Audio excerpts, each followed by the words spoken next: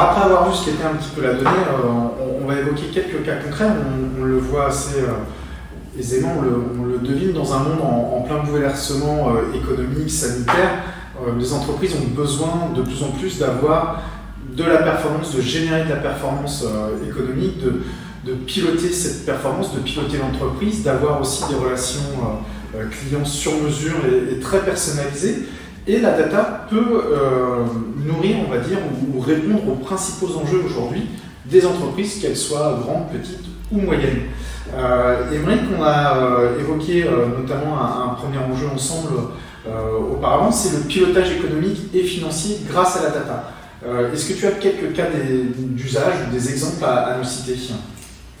Alors, en effet, la donnée financière, qui est quand même assez présente dans la totalité des entreprises, a une importance assez forte. Aujourd'hui, classiquement, on part sur la comptabilité. Cette comptabilité est sortie et utilisée par le contrôle de gestion pour faire tout ce qui est le plan de compte, la rentabilité. Et derrière, on va avoir la notion d'analyse. La vision analytique est extrêmement importante puisqu'elle décline une vision financière d'un point de vue opérationnel. Donc c'est pour ça qu'on a une notion de dashboarding, de reporting, qui va permettre aux opérationnels d'avoir une donnée plus intelligible, plus compréhensible pour leur pilotage du quotidien. C'est comme un capitaine, hein, si on n'a pas la visibilité sur là où on va, le bateau va simplement couler. Donc cette partie reporting va normalement s'adjoindre aussi d'une notion de rentabilité. On peut parler aussi de masse salariale qui est un poste de coût important dans la plupart des entreprises, mais aussi la notion de budget, puisque normalement on essaye d'anticiper là où on veut être à une certaine période, donc que ce soit à la fin de l'année en atterrissage en forecast ou dans les 12 mois glissants en rolling forecast. Et ces outils-là vont permettre de coupler avec la donnée réelle constatée au niveau de la comptabilité, et ça va nous permettre d'avoir une vision claire et précise de justement la rentabilité, du pilotage économique de l'entreprise, permettant justement de savoir où on va.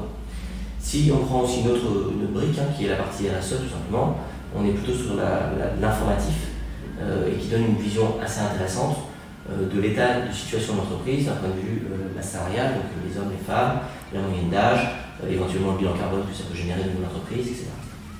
D'accord, donc ça c'était vraiment le premier enjeu, un des enjeux principaux pour les entreprises aujourd'hui, comment mieux identifier leurs points de marge, leurs points de gain, leur rentabilité, mais on a aussi des enjeux avec la data autour de la conduite opérationnelle de l'entreprise et notamment des outils de production. Pierre, toi tu interviens beaucoup sur des notions de maintenance notamment. Absolument, pour accélérer les démarches de maintenance, on peut automatiser tout un tas de process, et notamment avec l'appui du machine learning, on peut trouver des solutions pour aller encore plus vite sur le terrain. Par exemple, il y a des locomotives qui prennent des photos des rails, de tous les rails partout en France, et l'analyse de ces photos pour détecter des anomalies sur le réseau ferré prend énormément de temps si elle est réalisée par un humain. On a appris à une machine à comprendre ces photos et à détecter dans ces photos les anomalies.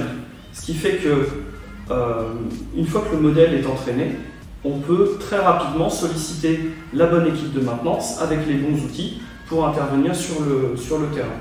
Donc ça veut dire une maintenance bien en amont, avant même qu'un incident ou un dysfonctionnement se prépare, mais ça a aussi des répercussions directement sur des aspects peut-être plus marketing, puisqu'on imagine assez bien que derrière on va pouvoir avoir une offre qui soit bien en adéquation avec la capacité de production.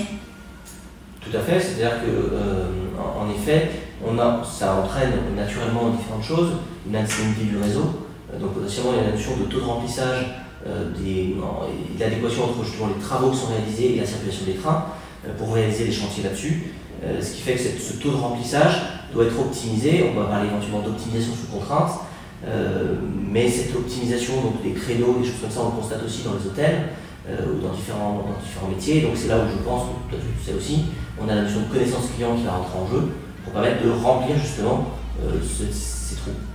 Alors c'est vrai que ça c'est un des enjeux où nous au sein de Café Frappé on travaille, souvent on a besoin de ces informations sur le taux de remplissage par exemple pour pouvoir afficher un bon calendrier ou une bonne mécanique de réservation d'une machine, d'une chambre d'hôtel ou autre, en tout cas de l'optimisation dans le temps et dans l'espace. Donc nous, on vient se greffer en effet aux solutions que vous pouvez faire pour mieux interpréter et rentrer dans des mécaniques de lead management. Ça, c'est un des premiers enjeux que nous, on traite au niveau marketing. Et puis le deuxième enjeu sur la data, bien entendu, c'est toute l'identification du parcours client, de la connaissance du client pour pouvoir personnaliser derrière toute une mécanique, on va dire, de marketing, apporter la bonne information, le bon service au bon client et au bon moment.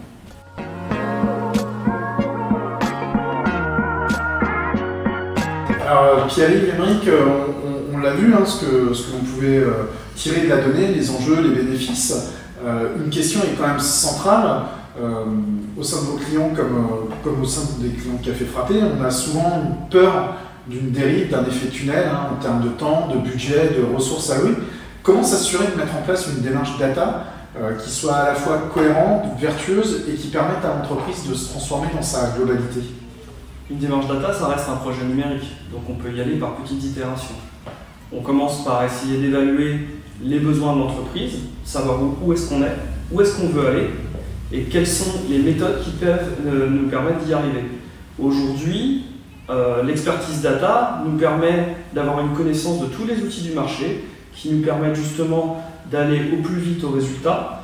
Et en fait, c'est cette expertise qu'on peut apporter lors d'un cadrage ou lors d'une analyse d'architecture d'entreprise pour justement accompagner les clients et faire ce premier petit pas qui permet de mettre la data dans l'entreprise. Donc une première phase en fait de cadrage qui va nous permettre de bien définir les objectifs, de peut-être choisir les bonnes solutions aussi, de ne pas tout de suite sortir des artilleries très très lourdes, mais plutôt des outils adaptés au contexte de l'entreprise, avant de travailler de façon très agile, sous format de sprint ou peut-être de livrables par lot. Absolument, et il existe aujourd'hui de nombreux outils qui sont gratuits au départ, et qui ensuite, une fois qu'on veut commencer à avoir de la scalabilité et du volume, deviennent payants, mais justement qui s'adaptent aux étapes agiles de l'entreprise. Parfait. Écoutez, c'était un premier numéro de Un café, un croissant, un pitch. On vous remercie.